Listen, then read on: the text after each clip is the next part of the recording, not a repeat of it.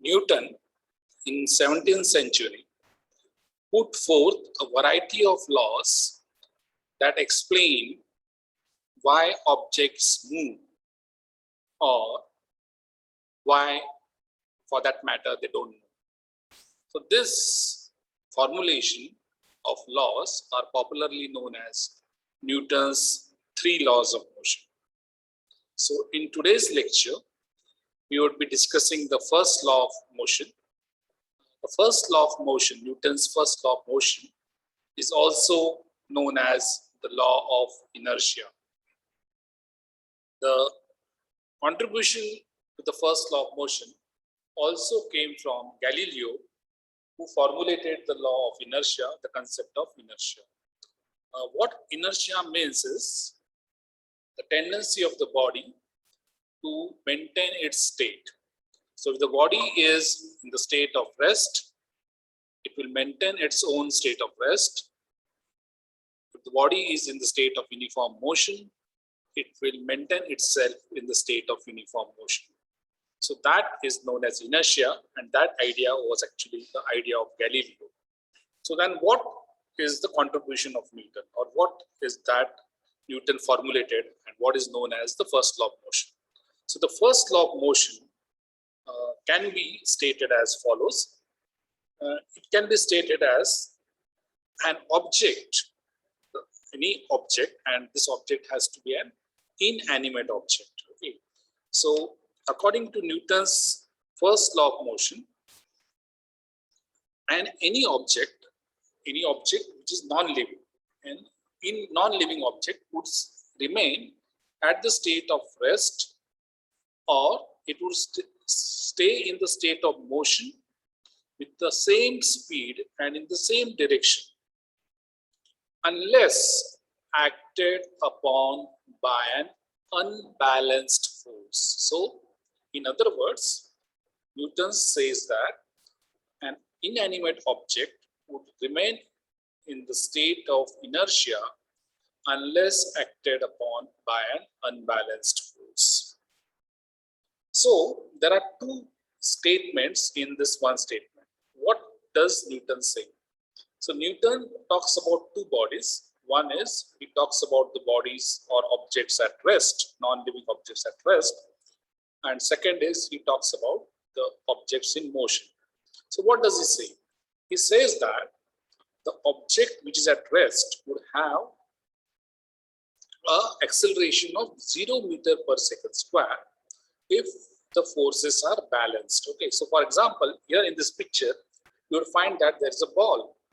Okay, this football, and you know that this football would remain at the state of rest. Okay, that is, its velocity would be 0 meter per second, and the acceleration would also be 0 meter per second square. Okay, unless there is some unbalanced force to disturb it. Means if you keep that ball as it is and all the forces on this ball are balanced, okay, for example, as you see in this case, that the forces on all this ball are balanced, and the ball would remain as at the same state, that is the state of rest. Okay, so first part of the Newton's law is that the body would continue to remain at the state of rest if there is no unbalanced force acting on it. Okay, so if the forces are balanced, the body would remain at rest. Now you see the second picture over here, where you see that there is an unbalanced force in the form of the leg which is kicking that ball. Okay, so the ball is being kicked by the leg. Okay, and that is the unbalanced force. Okay, so what would happen because of that? So we know that when the body is acted upon by unbalanced force, it will then get set into motion. Okay, so it will accelerate. It will accelerate. Okay, now imagine that the ball is now kicked and you don't apply the force, right? It's already kicked. So kicking process is not what Newton is talking about. It is because the kicking process is a process of unbalanced force.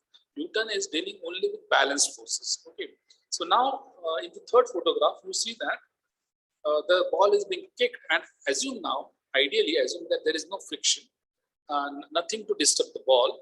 So you can imagine, okay, and you can do this thought experiment that the ball will continue to be in that state.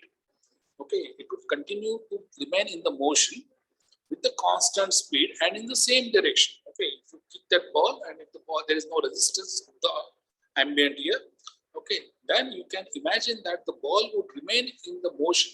Okay, that is its velocity would change, but its acceleration would be zero. Velocity would be 0 meter per second.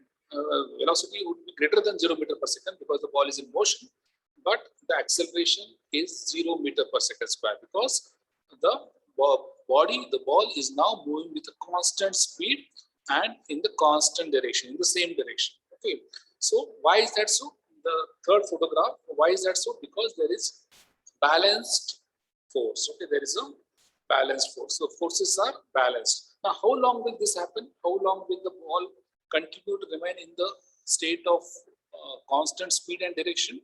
As long as it is acted upon by an unbalanced force. So imagine that you are kicking that ball, the footballer is kicking that ball, and the ball goes and hits the net. Now, when it hits the net, then what has happened? Now there is an unbalanced force, and then now the acceleration is not zero. Okay, so the body now will be accelerated. Okay, the body would now be accelerated. So the first diagram and the third diagram is what Newton is talking about. So what is he saying about? In the first law, he is talking about the first diagram and third diagram. So he's saying that the ball or the object continues to be at the state of rest, or in the third diagram, the ball would continue to be in the state of uniform motion, that is at constant speed and direction, because the forces are balanced. So unless acted upon by an unbalanced force, the object would remain at the state of rest and object would remain in the state of uniform motion.